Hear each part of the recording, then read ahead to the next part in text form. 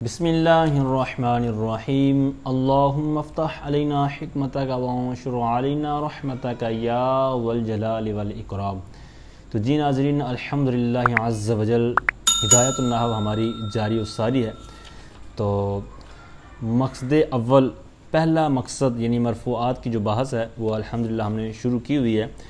تو آج اس کی ہم پہلی فصل پڑھیں گے۔ بہت زبردست اس کے اندر قواعد، قوانین وغیرہ بیان کیے جائیں گے جو کہ سارا سال بلکہ ساری زندگی ہی وہ کام دیں گے، ٹھیک ہے، بہت زبردست لاجواب اجراء کے طور پر کام آنے والے۔ تو آئیے بلا تاخیر سبق کا آغاز کرتے ہیں۔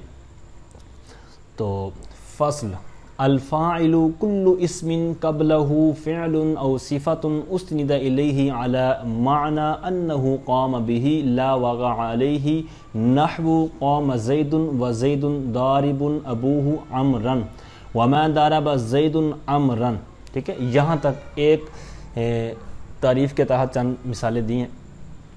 تو تعریف کس کی ہے؟ آپ کے سامنے سب سے پہلے نام لکھا ہوا ہے الفاعل، یعنی فاعل کی تعریف۔ کہتے ہیں فاعل کیا ہے؟ کہتے ہیں ہر وہ اسم ہے جس سے پہلے ایسا فعل یا ایسا صیغہ صفت ہو جس کی اسناد کی گئی ہو اس اسم کی طرف، یعنی ایسا اسم کہ جس سے پہلے فعل ہو یا صیغہ صفت ہو اور اس اسم کی طرف اسناد کی گئی ہو بائیں طور پر، یا اس معنی میں کہ وہ فعل انہو، کہ وہ فعل قائم ہے، بھی کی ضمیر کا مرجع ہے اسم، ٹھیک ہے، انہو قام بھی، کہ یہ کہ وہ فعل یا صیغہ صفت اس اسم کے ساتھ قائم ہو، نہ کہ اس کے اوپر واقع ہو، لا واقع علیہ، نہ کہ اسم پر واقع ہو، ٹھیک ہے، یہ تھی اس کی تعریف۔ تو اب صیغہ صفت کیا ہوتا ہے؟ اس میں آ جائیں گے اس میں فاعل، اس میں مفعول، اس میں تفضیل، مصدر وغیرہ، ٹھیک ہے، وہی چیزیں جو آپ نے پہلے پڑھی ہوئی ہیں۔ اچھا، اس کی مثالیں آگے پیش کر رہے ہیں۔ پہلے مثال انہوں نے کہا تھا نا تعریف کے اندر کہ اس سے پہلے فعل ہو، قبلہ فعل، تو فعل کی مثال دے رہے ہیں، کہتے ہیں قام زیدن۔ اب یہ صیغہ یعنی فعل کا صیغہ ہے قام اور اس کے ساتھ ہے زیدن، تو یہی اوپر انہوں نے بیان کیا تھا کہ فاعل کیا ہے؟ کہتے ہیں وہ ایسا اسم ہے کہ جس سے پہلے ایسا فعل یا صیغہ صفت ہو جس کی اسناد کی گئی اس اسم کی طرف۔ تو یہاں پر بھی اسی طرح ہے، اس کے اندر جو زید لفظ اسم ہے یہ فعل کے ساتھ قائم ہے۔ آگے والی جو مثال ہے ضاربن، اس کے یہ صیغہ صفت ہے، آپ کو پتہ ہے اس میں فاعل کا صیغہ ہے، تو آگے اس کے ساتھ جو فعل ہے یعنی جو اسم ہے ابوہ، تو یہ صیغہ صفت کے ساتھ قائم ہے، ٹھیک ہے۔ آگے والی جو مثال ہے یہ نفی کی ہے، ما ضرب زید عمرن۔ تو بہرحال یہاں پر آپ نے تعریف کے تحت چند مثالیں پڑھ لی کہ ساتھ قائم ہے، ٹھیک ہے۔ اب اس کے اندر پھر تعمیم ہے، عموم ہے کہ کیسے قائم ہو، مطلب خواہ قائم ہو اس کے ساتھ، جس طرح زید قائم، قام زید، زید کھڑا ہے۔ اب یہاں پر زید کے اندر یہ قابلیت ہے، قوت ہے کہ وہ مطلب اپنے فی نفسی ہی مطلب خود قائم فعل کا واقع کر سکتا ہے، جیسے کھڑا ہونے والا، بیٹھنے والا، یا کوئی بھی اور فعل لگا لیں تو وہ اس کی ذات کے ساتھ اس کا تعلق ہے، ٹھیک ہے، یعنی اس سے صدور ہوتا ہے۔ اب اس سے ہٹ کر بھی اگر مثال ہو، جس طرح مشہور مثال ہے ماتا زیدن، زید فوت ہو گیا۔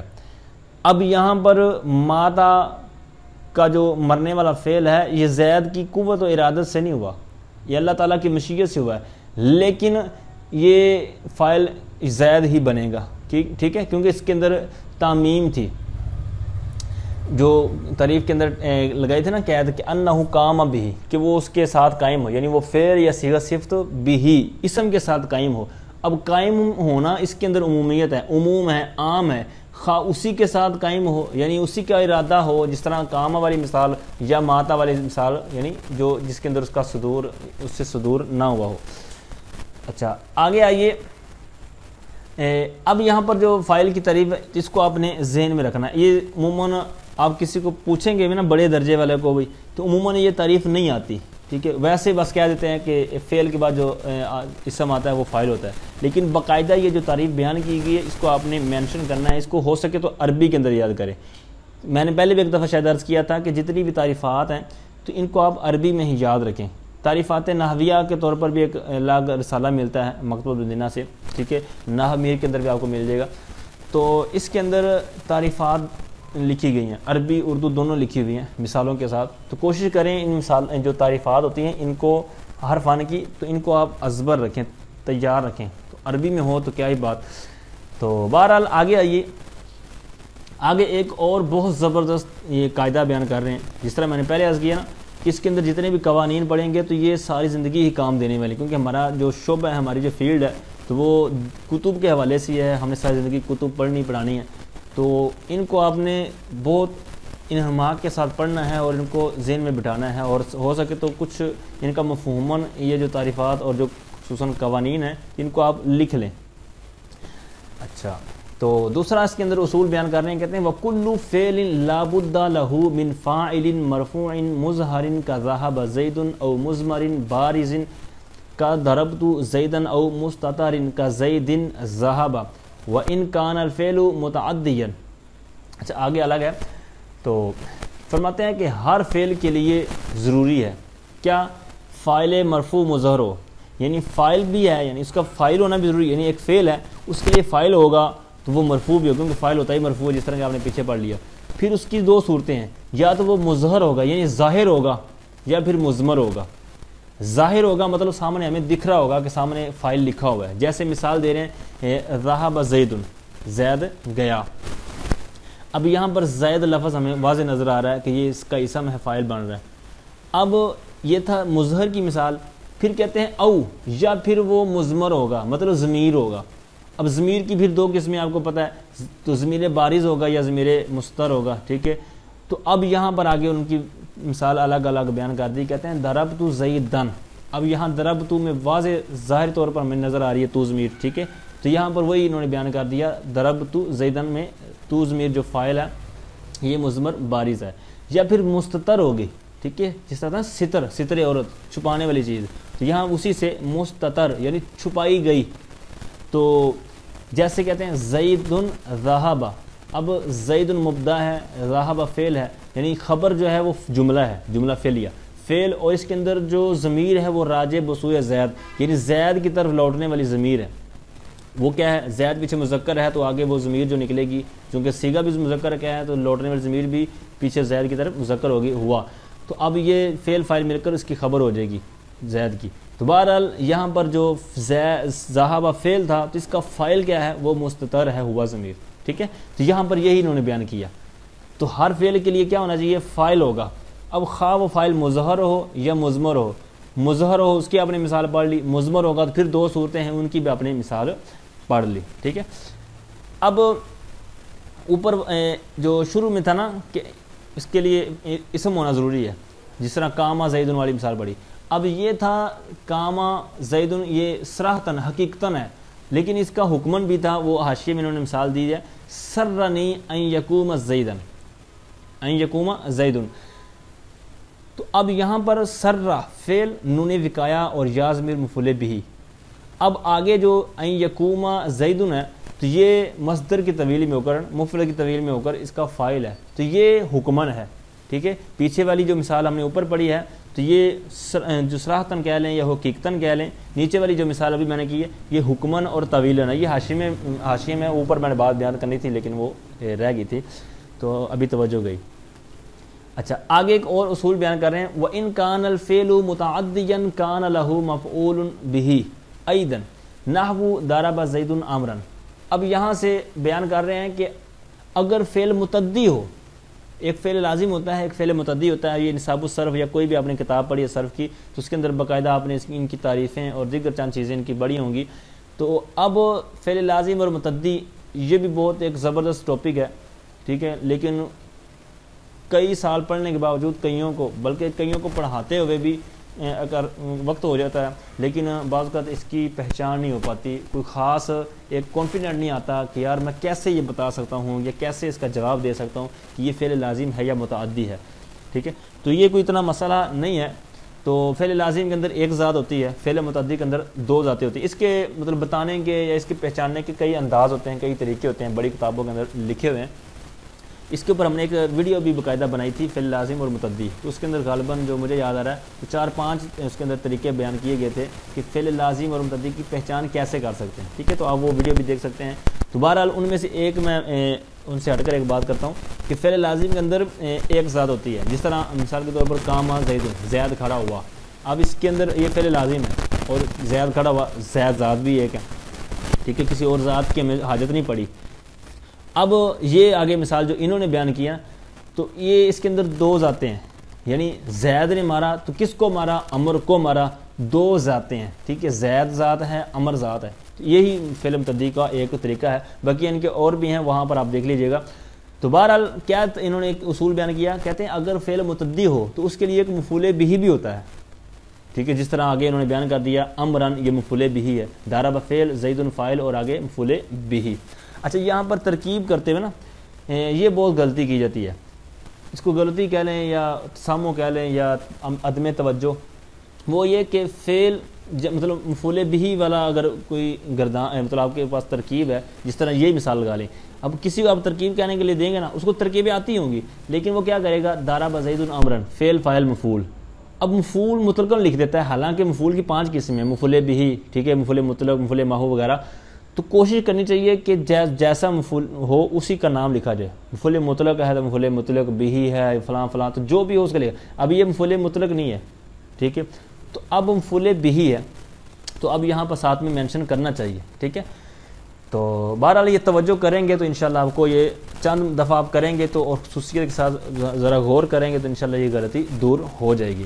اچھا پیچھے ایک لفظ گزرا ہے ایدن، تو اب یہ بارہا آپ لفظ دیکھیں گے، ٹھیک ہے، اور عموماً یہ آپ جب کتابیں مطالعہ وغیرہ کر رہے ہوں، مثال کے طور پر آپ کوئی کتاب پڑھ رہے ہیں اور نیچے تخریج بھی کی ہوئی ہے، مثال کے طور پر جس طرح یہ بہارش لگا رہے ہیں، اب اوپر ایک مسئلے کے تحت جناب حوالہ دیا ہوا تھا کہ جناب در مختار کے اندر فلاں فلاں جلد کے اندر یہ مسئلہ لکھا ہوا ہے، پھر اگلا جو مسئلہ تھا اس کا نمبر حاشیہ نمبر تھا 2، پچھلے کا تھا در مختار جو میں نے عرض کیا نا، وہ حاشیہ نمبر مثال کے طور پر 1 ہے، پھر اگلا مسئلہ آیا وہ بھی اسی جلد کا اسی کتاب کا مطلب مسئلہ ہے، لیکن اب اس کا حوالہ حاشیہ نمبر 2 دے کر وہ پورا حوالہ نہیں لکھیں گے کہ جناب فلاں کتاب یعنی در مختار جلد نمبر فلاں صفحہ نمبر فلاں، بلکہ صرف نیچے لکھ دیں گے ایدن۔ اس کا مطلب ہوتا ہے یہ بھی، یعنی یہ بھی مطلب جو اس کا حوالہ ہے نا پیچھے والا حاشیہ نمبر 1 کا، تو وہی اس کا حاشیہ نمبر 2 کا بھی وہی حوالہ ہے، سیم وہی ریفرنس ہے، ٹھیک ہے۔ تو یہ میں نے ویسے مثال دی، تو اس کا مطلب یعنی استعمال وہاں پر بھی ہوتا ہے جس طرح اور بھی طرح طرح اس کے مقامات کا استعمال ہے، لیکن معنی اس کا کیا دیتا ہے؟ بھی کے معنی میں۔ اور اس کی ترکیب کیا ہوتی ہے؟ تو اس کی ترکیب کے لیے اب یہ مفعول مطلق ہی واقع ہوتا ہے، اب اس کا فعل مفعول مطلق ہے جب، تو فعل بھی جو اس کا نکالیں گے تو اس کا ہم مطلب معنی نکالیں گے، تو وہ کیا ہوگا؟ حمزہ کھڑا زبر آ، دعا زبر دا، یعنی آ دعا، تو آ دعا ایدن، ٹھیک ہے۔ اس طرح اس کی ترکیب کرتے ہیں وہ فعل محذوف نکال کے جملہ فعلیہ۔ تو بہرحال آگے آ جائیے، وَإِن كَانَ الْفَاعِلُ مُظْهَرًا وُحِدَ الْفِعْلُ أَبَدًا، کہتے ہیں اگر فاعل مظہر ہو، مظہر مطلب ظاہر ہو، یعنی فاعل اگر سامنے نظر آ رہا ہے تو پھر کیا ہوگا؟ کہتے ہیں وُحِدَ الْفِعْلُ أَبَدًا، فعل کو ہمیشہ واحد لایا جائے گا، ٹھیک ہے۔ جیسے مثالیں دیں گے اس پر، جیسے کہتے ہیں ضرب زید، زید یہاں پر آپ کے سامنے ہے کہ نظر آ رہا ہے، یعنی ضمیر نہیں ہے بلکہ اسم ظاہر ہے، تو یہاں پر فعل جو پیچھے ضرب ہے یہ اسی طرح رہے گا۔ اب آگے والی مثال دیکھیں، کہتے ہیں ضرب الزیدان، اب زیدان یہ تثنیہ ہے لیکن پیچھے جو فعل ہے وہ مفرد ہی ہے، ٹھیک ہے۔ جس طرح اوپر قاعدہ بیان ہوا کہ اگر فاعل جو ہے وہ مظہر ہو تو فعل کیا ہوگا؟ ہمیشہ واحد لایا جائے گا۔ تو یہاں پر الزیدان ہے، آگے والی مثال میں الزیدون ہے، تو یہاں پر جمع ہے، تو جب جمع بھی ہے لیکن کیا ہے کہ اس میں ظاہر ہے، تو جب فاعل اس میں ظاہر ہو بلکہ ضمیر نہ ہو بلکہ اس میں ظاہر ہو تو پھر کیا ہوگا؟ فعل ہمیشہ وحد الفعل، فعل کو لایا جائے گا واحد ہمیشہ۔ تو یہاں پر بھی بالکل اسی قاعدے کے مطابق تینوں مثالوں کو پیش کیا گیا۔ اب اگر اس کا لاتے بھی، مثال کے طور پر ضربہ جو تثنیہ والا ہے ضربہ زیدان، تو اب اگر ضربا لے کے آتے تثنیہ کے لیے تثنیہ لے کے آتے، جمع کے لیے جمع لے کے آتے، تو پھر ایک خرابی تو یہ لازم آنی تھی کہ ایک فعل کے 2 فاعل ہو جانے تھے۔ 2 فاعل کیسے؟ ضربا یعنی تثنیہ لے کے آتے تو ضربا کے ساتھ جو الف ہے تو یہ بھی فاعل کی ہے، آپ کو پتہ ہے ضمیر فاعل الف جو ہے یہ فاعل کی ہے، ایک ضمیر فاعل وہ ہو جانی تھی، دوسرا اس میں ظاہر سامنے موجود ہے الزیدان، تو یہ ایک فعل کے 2 فاعل ہو جانے تھے، تو یہ خرابی لازم آنی تھی، ٹھیک ہے۔ تو اس وجہ سے انہوں نے کہا کہ جب یہ معاملہ ہو تو ہمیشہ ہی فعل کو واحد لے کے آ جائے گا تاکہ یہ خرابی لازم نہ آئے، ٹھیک ہے۔ اور آگے بیان فرماتے ہیں کہ وَإِن كَانَ مُضْمَرًا، پیچھے تھا مظہرن، اب اس کا بالکل عکس کر رہے ہیں کہ اگر ضمیر ہو جو فاعل ہے وہ مضمر ہو تو پھر کیا کرنا پڑے گا. فرماتے ہیں کہ وحد للواحد وثنی للمثنى وجمع للجمع، یعنی واحد ہے تو واحد کے لیے واحد، تثنیہ ہے تو تثنیہ کے لیے تثنیہ، جمع ہے یعنی جمع کے لیے جمع، یعنی جیسا فعل ہے یعنی جیسی وہ ضمیر ہے اسی طرح. مثال کے طور پر پہلے کے لیے دیتے ہیں زید ضرب، اب ضرب ہے تو پیچھے زید کی وجہ سے. اب زیدان ہے آگے والی مثال دیکھیں تو چونکہ پیچھے تثنیہ ہے تو اب اس کا جو فعل آئے گا وہ تثنیہ آئے گا. کیوں؟ کیونکہ پیچھے جو ضمیر لٹانی ہے وہ اس کے مطابقت کی لٹانی ہے. تو چونکہ پیچھے والی مثال میں مفرد تھا تو اس کے لیے فعل لے کے آئے مفرد تاکہ ضمیر لوٹنے والی جو ہے وہ مفرد ہی رہے. پھر آگے تثنیہ تھا مبدا تو پھر اس کی طرف جو اس کی خبر جو لے کے آئے تثنیہ، لیکن اس کی طرف اس کے اندر جو ضمیر لوٹے گی تو وہ لوٹنی تھی مبدا کی طرف. تو اب اس کے اندر بھی مطابقت. پھر اسی طرح جمع کے لیے آگے زیدون ضربوا، اس کے اندر بھی اسی کے لحاظ کرتے ہوئے جمع لے آئے. تو اب اس کے اندر کیا پتہ چلا، اوپر والا قاعدہ تھا کہ اگر اس فاعل جو ہے وہ مظہر ہو یعنی ضمیر نہ ہو بلکہ اس میں ظاہر ہو تو پھر فعل اپنی حالت پر باقی رہے گا یعنی مفرد ہی رہے گا. وہ خرابی لازم آنی تھی کہ اگر وہ مطابقت میں لے آتے تو پھر خرابی لازم آنی تھی کہ دو فاعل ہو جانے تھے. یہ اپنی یاد رکھنا ہے. دوسرا یہ کہ مضمر ہو یعنی ضمیر ہو تو پھر مطابقت ہوگی دونوں میں، یعنی جیسا پیچھے والا ہوگا تو اسی طرح کا فعل لا کر اس کی طرف ضمیر لٹا دیں گے. ٹھیک ہے، یہاں تک کلیئر ہوا. یہ بھی بہت زبردست قاعدہ تھا. آگے والا بھی بہت زبردست قاعدہ ہے اور یہ بھی کثرت کے ساتھ استعمال ہوتا ہے اور اس کے اندر غلطی بہت زیادہ واقع ہو جاتی ہے. یہ والا بھی اور اس کے آگے والے صفحے پر بھی ایک صورت آئے گی تو اس کو آپ نے توجہ سے ذہن میں بٹھانا ہے.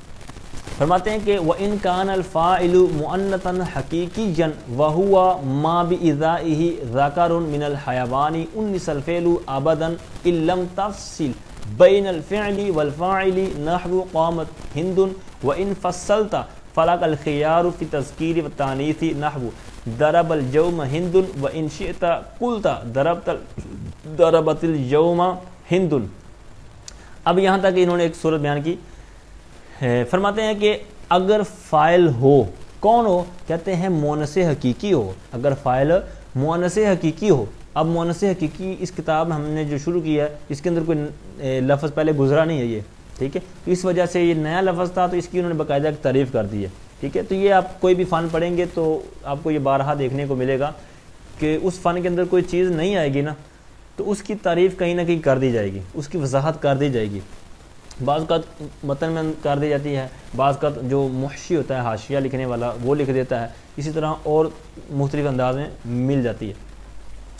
تو مؤنث حقیقی کیا ہوتی ہے؟ کہتے ہیں وہ کہ جو جس کے مقابلے میں ماں بھی ذائہی ذاکرن، کہ جس کے مقابلے میں حیوان میں سے مذکر ہو، یعنی اس کے مقابلے میں نر جاندار آتا ہو، جو آپ نے عام الفاظ میں پڑھی ہوئی نا کہ وہ کہ جس کے مقابلے میں نر جاندار ہو، تو یہ مؤنث حقیقی ہوتا ہے.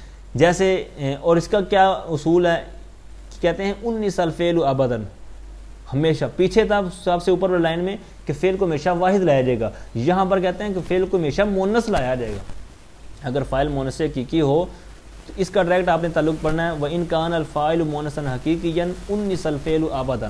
اس کا تعلق اس طرح تھا عبارت کا. ٹھیک ہے، یعنی اگر فاعل مؤنث حقیقی ہو تو فعل ہمیشہ مؤنث لایا جائے گا. پیچھے درمیان میں انہوں نے جملہ معترضہ کہہ لیں، ٹھیک ہے، کہ اس کی تعریف درمیان میں تعریف کر دی. تو بہرحال اس کی پھر آگے دو صورتیں ہیں کہ اگر مؤنث حقیقی تو ہے فاعل مؤنث حقیقی ہے تو ہمیشہ فعل کو مؤنث لایا جائے گا. لیکن کہتے ہیں ان لم تفصل بین الفعل والفاعل، اگر تو فاصلہ نہ کرے، اگر تو فرق نہ کرے، فاصلہ نہ کرے کس کے درمیان؟ فعل اور فاعل کے درمیان. یعنی فعل ہے اور آگے فاعل مؤنث حقیقی ہے اور دو چیزیں یہ تو ہو گئی ہیں لیکن درمیان میں تو فاصلہ نہیں کر رہا بلکہ تو درمیان میں کوئی چیز بغیر لائے ان کو لکھ رہا ہے. جیسے قامت ہندن، یہ دو لفظ تھے، قامت فعل ہے اور ہندن یہ کیا ہے؟ یہ اس میں ظاہر ہے اور جناب دوسرے اوپر سے مؤنث حقیقی ہے. ٹھیک ہے، کیونکہ اس کے مقابلے میں نر جاند ہوتا ہے. تو یہی اوپر انہوں نے بیان کیا تھا کہ مؤنث حقیقی کسے کہتے ہیں کہ جس کے مقابلے میں نر جاندار ہو. تو یہ بھی مطلب مؤنث ہے جس کے مقابلے میں نر بھی ہوتا ہے اور جاندار بھی ہوتا ہے. ٹھیک ہے، دو قیدیں ہیں، نر بھی ہو جاندار بھی ہو. اچھا، اور اگر تو فاصلہ کر دے وَإِن فَصَّلْتَ، اور اگر تو فاصلہ کر دے، یہ مطلب ایک فعل ہے اور ایک آپ کے پاس مؤنث حقیقی ہے، لیکن درمیان میں تو کوئی چیز لے آتا ہے، جیسے مثال دے رہے ہیں آگے، کہتے ہیں پھر کیا ہوگا، فَلَكَ الْخِيَارُ، پھر تجھے اختیار ہے. بھائی کس معاملے میں اختیار ہے؟ کہتے ہیں فی التذکیر و التانیث، یعنی فعل کو تو خواہ مذکر لے کے آئے خواہ مؤنث لے کے آئے. یعنی اگر فاصلہ نہ کرتا تو پھر تو یہی تھا نا کہ ہمیشہ فعل کو مؤنث لایا جائے گا، جس طرح قامت ہندون والی مثال کہ وہاں فاصلہ نہیں تھا.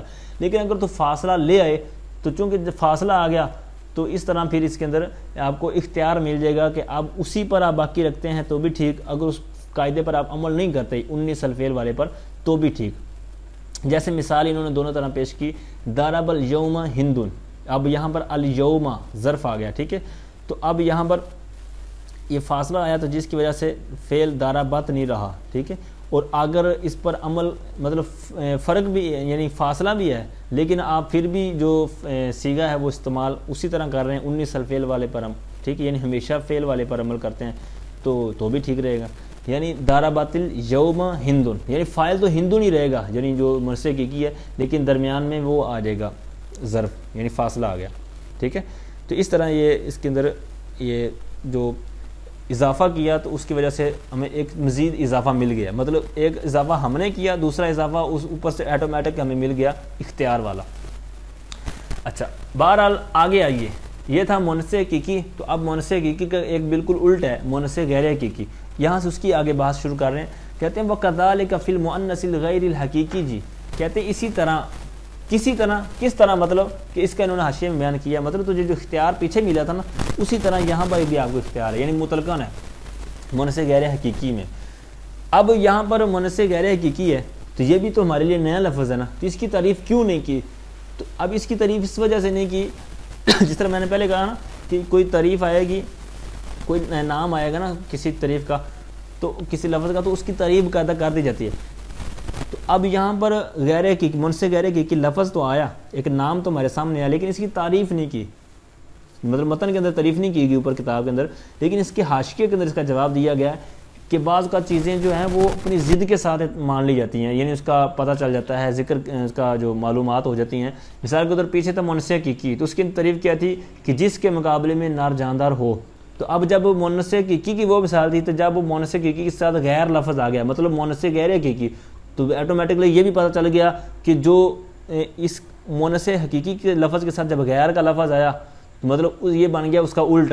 تو اسی طرح تعریف کے اندر بھی ہوگا، پیچھے تعریف تھی کہ مؤنث حقیقی جس کے مقابلے میں نر جاندار ہو، تو اب یہاں پر کیا ہوگا کہ جس کے مقابلے میں نر جاندار نہ ہو، ٹھیک ہے. تو یہ ضمناً باتیں چیزیں پتہ چل جاتی ہیں، جس وجہ سے انہوں نے یہ اس کی باقاعدہ تعریف کر کے عبارت کو لمبا نہیں کیا. تو بہرحال ان کی مثالیں دے رہے ہیں. کہتے ہیں طلعت الشمس، اب یہاں پر یعنی پیچھے انہوں نے کیا کہا ہے وَكَذَلِكَ، یعنی اسی طرح جس طرح پیچھے تھا نا اختیار، تو یہاں پر بھی کہتے ہیں یعنی مؤنث غیر حقیقی میں. اب یہاں دیکھیں طلعت الشمس، شمس یہ مؤنث غیر حقیقی ہے، لیکن اس کا فعل کیا لے کے آئے طلعت. اور اگر تو چاہے وَإِن شِئْتَ، اور اگر تو چاہے تو کہے گا، تو کیا طلع الشمس. اب یہاں دیکھیں مذکر کا صیغہ ہے تو لہٰذا پتہ چلا کہ یہاں پر بھی اختیار ہے. لیکن آگے پھر فرماتے ہیں کہ ھذا اذا کان الفعل مسندا الی المظہر، کہتے ہیں یہ اس وقت ہے کہ جب فعل مسند یعنی فعل کی اسناد کی گئی ہو مظہر کی طرف. تو بالکل یہاں پر بھی وہی ہے کہ یہ طالع فعل ہے اور سامنے جو ہے وہ مظہر ہے، ٹھیک ہے، تو مظہر کی طرف ہی اضافت کی گئی ہے. اور اگر کہتے ہیں اس کا الٹ ہو یعنی وَإِن كَانَ مُسْنَدًا إِلَى الْمُضْمَرِ أُنِّثَ أَبَدًا، کہتے ہیں اگر اسناد کی گئی ہو مضمر کی طرف تو پھر ہمیشہ مؤنث ہی لایا جائے گا، ٹھیک ہے. جیسے آگے فرماتے ہیں کہ الشمس طلعت، ٹھیک ہے. تو یہاں پر الشمس طلع نہیں کہہ سکتے کیونکہ یہاں پر شمس کی طرف جو ضمیر لٹانی ہے، تو شمس چونکہ مؤنث سمائی ہے تو اب پکا ہی اس کا اعتبار کیا جائے گا، تو وہ مؤنث ہے، تو لہٰذا یہاں پر بھی یہ طلعت ہی رہے گا. اچھا بہرحال ایک انہوں نے نیچے بات بیان کی ہے کہ فعل کو مذکر لانا، یہ اوپر والی جو صورت تھی نا، کہتے ہیں جب فاصلہ لائے نا، فاصلہ جس طرح پچھلے صفحے پر فاصلے والی بات تھی، تو کہتے ہیں فعل کو مذکر لانا اس وقت اچھا ہوگا جب فاصلہ لے کے آئیں. تو لیکن بہرحال اختیار تو باقی رہے گا. تو بہرحال آگے ایک اور بہت زبردست قاعدہ بیان ہو رہا ہے جمع مکسر کے حوالے سے. اس کے اندر بھی بعض کا اجراء میں جب استاد وغیرہ سبق پڑھا رہے ہوں عبارت تو جب پوچھ لینا تو بعض کا بچے بغلے جھانکتے ہیں کہ پتہ نہیں یار یہ کون سے قاعدے کی وجہ سے یہاں پر یہ فعل مؤنث، تو حالانکہ سامنے رجال یا اسی طرح اقوام اس طرح کوئی لفظ ہوتا ہے جمع مکسر کا، لیکن فعل بھی ہوتا ہے پیچھے مؤنث آگے جمع مکسر بھی ہوتی ہے، لیکن پھر بھی توجہ نہیں جاتی کہ یار یہ کس وجہ سے، حالانکہ یہ ابتدائی کتابیں آپ نے پڑھی ہوئی ہیں جس طرح کہ آپ کے سامنے ہیں، تو اس طرح یہ جھجک میں پڑ جاتے ہیں۔ بہرحال اس کے حوالے سے کیا قاعدہ ہے، فرماتے ہیں وجمع تکسیری کالمؤنث غیر الحقیقی جی، یعنی جو جمع مکسر ہے یہ کس کی طرح ہے، مؤنث غیر حقیقی کی طرح، اور مؤنث غیر حقیقی کی تعریف اور اس کی مطلب کیا مسائل تھے وہ آپ نے اسی صفحے پر اوپر پڑھ لیے۔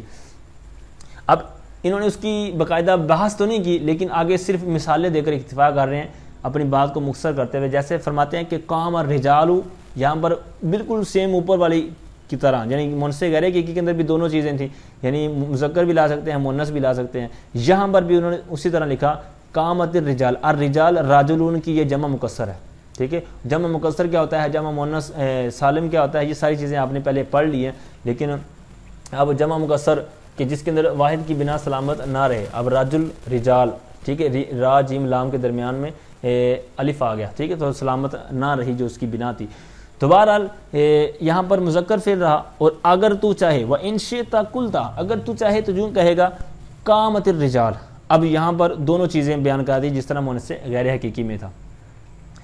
اچھا جی، آگے فرماتے ہیں وَيَجُوزُ فِيهِ، اور کہتے ہیں اس میں جائز ہے یوں کہنا الرجال قاموا، مطلب اب یہاں پر پیچھے دیکھیں الرجال ہے اور آگے قاموا، یعنی پیچھے جمع تھا رجال اور اس کی طرف آگے جو فعل لے کے آ رہے ہیں وہ جمع کا لے کے آ رہے ہیں۔ اچھا، اب آگے فرماتے ہیں بہت زبردست ایک اور قاعدہ بیان کرنے والے ہیں، کہتے ہیں وَيَجِبُ تَقْدِيمُ الْفَاعِلِ عَلَى الْمَفْعُولِ إِذَا كَانَا مَكْسُورَيْنِ وَخِفْتَ اللَّبْسَ نَحْوُ ضَرَبَ مُوسَىٰ عِیسیٰ۔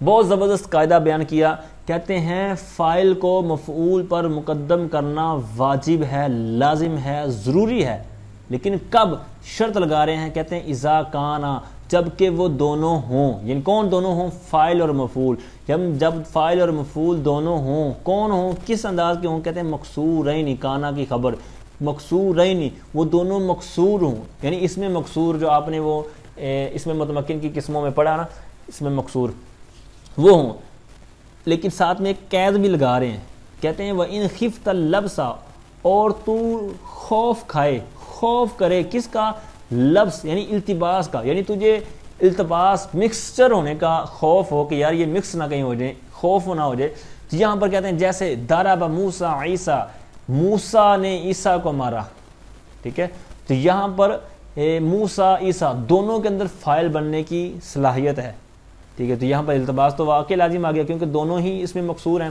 اور جناب اس کے اندر موسیٰ فاعل بھی بننے کی صلاحیت رکھتا ہے، عیسیٰ بھی فاعل بننے کی صلاحیت رکھتا ہے، دونوں مفعول بننے کی بھی صلاحیت رکھتے ہیں، تو لہٰذا یہاں پر التباس لازم آ رہا تھا، خوف تھا، تو لہٰذا یہاں پر پھر کیا قاعدہ بیان کر دیا، ایسے جھگڑوں، ایسے فیصلوں، ایسے مسائل کے حل کے لیے ہمیں انہوں نے ابتدا میں ہی قاعدہ بیان کر دیا کہ یجب تقدیم الفاعل علی المفعول، فاعل کو مفعول پر مقدم کرنا لازم ہے، ٹھیک ہے، چاہے جیسا بھی التباس ہو، تو بس آپ نے فاعل کو جب اس طرح کی صورتحال ہو آپ کی عبارت میں نظر آئے تو آپ بلا جھجکے، بلا کسی ٹینشن کے اس قاعدے کو ذہن میں رکھتے ہوئے آپ استاذہ کو یا جہاں پر بھی آپ سے کوئی پوچھے تو آپ فوراً آنکھیں بند کر کے بتا سکتے ہیں کہ جناب یہاں پر اگرچہ دونوں کے اندر صلاحیت موجود ہے فاعل مفعول ہونے کی، لیکن ہم نے قاعدہ پڑھا ہے کہ اس میں مکسور ہوں، التباس کا خوف ہو، تو فاعل جو پہلے والا لکھا ہوگا وہ فاعل ہوگا، بعد میں لکھا ہوا مفعول ہوگا، بس اس طرح ڈنکے کے چوٹ پر بتا سکتے ہیں۔ بہت زبردست آگے والا قاعدہ فرماتے ہیں کہ وَيَجُوزُ تَقْدِيمُ الْمَفْعُولِ عَلَى الْفَاعِلِ إِن لَمْ تَخَفِ اللَّبْسَ، فرماتے ہیں کہ مفعول کو مقدم کرنا جائز ہے، کس پر، فاعل پر، لیکن کب، کہتے ہیں اِن لَمْ تَخَف، اگر تجھے خوف نہ ہو، اللبس، التباس کا، یعنی التباس کا خوف نہیں ہے، جیسے ضرب عمرا زید، یعنی ضرب زید عمرا والی جو مثال ہے اس کو تھوڑا سا آپ نے الٹ کرنا ہے، یہ قرینہ لفظیہ ہو جائے گا، ٹھیک ہے، ضرب عمرا زید، یعنی اس میں لفظاً ہی قرینہ ہے کہ کس نے مارا، کس کو مارا، ٹھیک ہے، تو یعنی مارنے والا ہمیں واضح بات چل گیا کہ ایک بندہ مارنے والا ہے تو اس میں آپ مقدم کر دیں گے تو کوئی پریشانی والا نہیں ہے، ٹھیک ہے۔ پھر آگے یہ تھا کرینہ لفظی کی مثال جو میں نے اپنی طرف سے عرض کی، تو ایک آگے انہوں نے مثال دی ہے کرینہ معنوی کی، جیسے کہتے ہیں آکل الکمثرا یحییٰ۔ اب یہاں پر آپ نے دیکھنا ہے، غور کرنا ہے، کمثرا ہمارے لیے لفظ نیا ہے، اب اس کا معنی اگر نہیں آتا پھر بھی آپ اس کو چھوڑیں، لیکن یحییٰ لفظ ہے اور عقل جو آکلہ لفظ ہے یعنی صیغہ جو ہے اس کا معنی تو بھی آپ کو آتا ہوگا، آکلہ کھانا، ٹھیک ہے۔ اور دوسرا ہے یحییٰ، یہ ایک اسم ہے، علم ہے، نام ہے۔ تو اب یہ دو چیزیں تو آپ کو پتہ چلے گی، تو پتہ چلا کہ کھایا یحییٰ، تو اس سے معنوی طور پر ہمیں قرینہ پتہ چل گیا کہ کھانے والی شے، یہ کمثرا کوئی چیز کھانے والی ہے، کیونکہ یحییٰ کھانے والا ہو سکتا ہے، یعنی فاعل بننے کی صلاحیت یحییٰ میں ہے۔ کمثرا جو لفظ ہے تو اس کے اندر کھانے کی صلاحیت نہیں ہے، بلکہ یہ تو کھایا جانے والا کچھ ہے ہوگی، تو اس طرح اس وجہ سے، اس قرینے کی وجہ سے یہ قرینہ معنوی کہلائے گا، تو کیونکہ معنی کے طور پر ہمیں پتہ چل رہا ہے، تو اس لیے یہاں پر یحییٰ جو ہے فاعل ہے لیکن مؤخر ہے، اور کمثرا یہ مفعول بہ ہے لیکن مقدم ہے، ٹھیک ہے۔ آگے ایک مثال دیتے ہیں، وَضَرَبَ أَمْرًا زَيْدٌ، جس کی میں نے مثال پہلے آپ کو عرض کر دی قرینہ لفظی کی۔ وَيَجُوزُ حَذْفُ الْفِعْلِ حَيْثُ كَانَتْ قَرِينَةً۔ اب یہاں پر بھی بہت زبردست مثال قاعدہ کا بیان کر رہے ہیں، کہتے ہیں فعل کو حذف کرنا جائز ہے، حَيْثُ كَانَتْ قَرِينَةً، اس وقت جب کہ قرینہ ہو، جیسے زید، یعنی زید لفظ کہنا، کس کے جواب میں کہتے ہیں؟ فی جواب من قال من ضرب، کہتے ہیں اس کے جواب میں جس نے کہا من ضرب، یعنی کس نے مارا، تو اس وقت آپ کہیں گے زید نے مارا۔ مطلب یہ ہے کہ وہاں پر فعل آپ نے حذف کر دیا، یعنی اصل عبارت کیا تھی؟ ضرب زید، یعنی کسی نے پوچھا من ضرب، آپ کہتے ہیں ضرب زید، لیکن وہاں پر آپ نے سوال کا جو قرینہ پایا جا رہا ہے نا، کہ سامنے والا سوال کر رہا ہے، تو پتہ چل گیا کہ یار سامنے والا سوال کر رہا ہے، تو یہاں پر ہم کیا کریں گے کہ اس کا کہہ دیں گے جناب یہ مطلب فعل حذف ہے، ٹھیک ہے، ضرب زید کی بجائے ہم کہہ دیں گے زید۔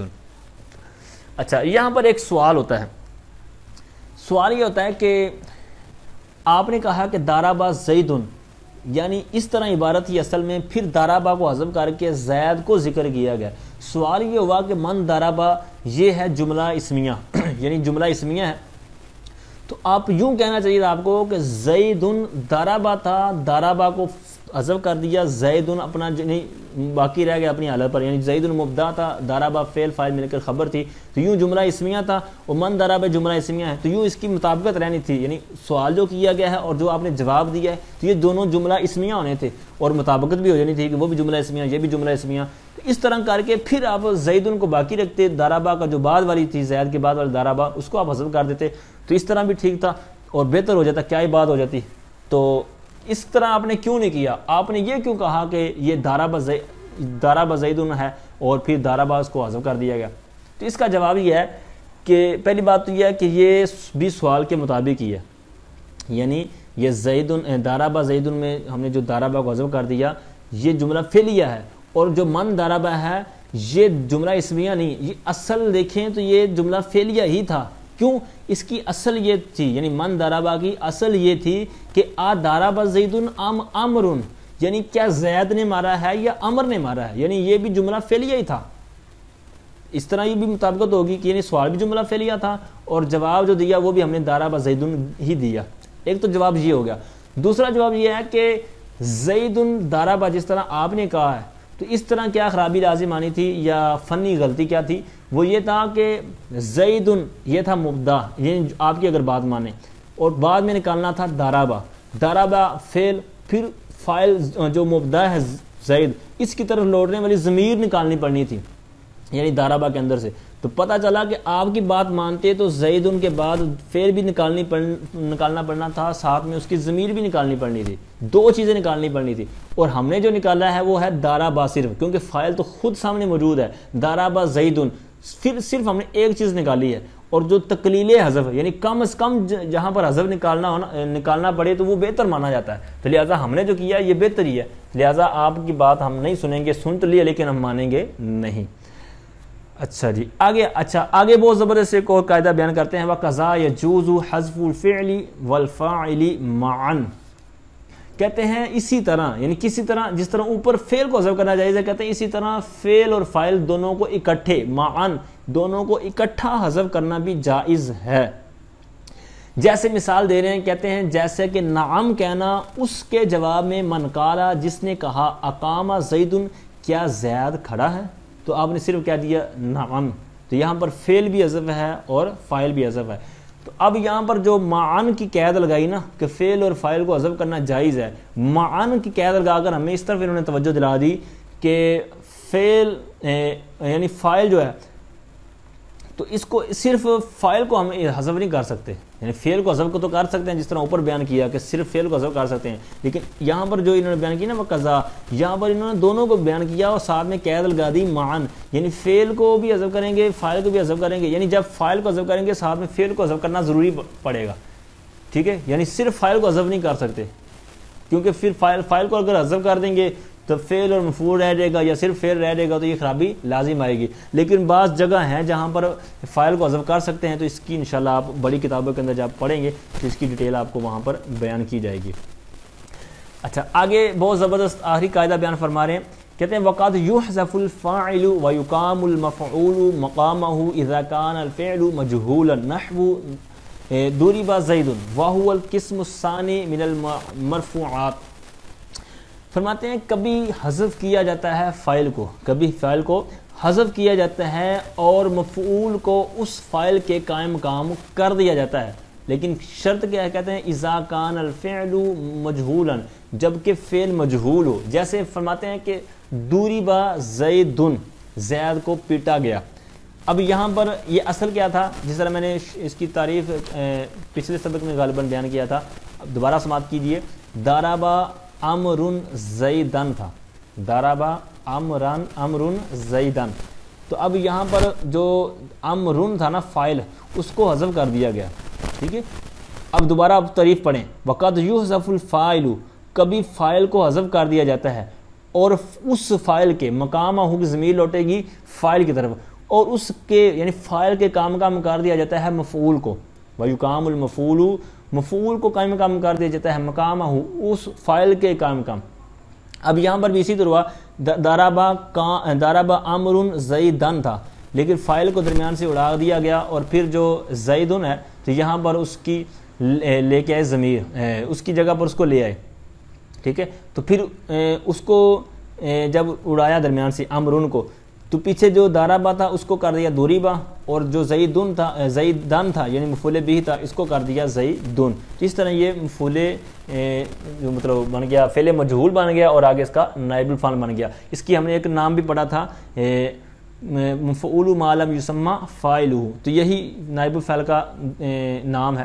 وَهُوَ الْقِسْمُ الثَّانِي، وَهُوَ کی ضمیر لوٹے گی اس کی طرف، نائب الفاعل کی طرف، ٹھیک ہے، یعنی یہ جو نائب الفاعل یا مفعول ما لم یسمى فاعلہ والی جو صورتحال ہم نے یہاں پر پڑھی ہے، کہتے ہیں وَهُوَ، اور یہ القسم الثانی من المرفوعات، مرفوعات کی جو 8 قسمیں ہیں اس میں سے یہ قسم ثانی ہے، یعنی پہلی تھی فاعل، دوسری ہے نائب الفاعل،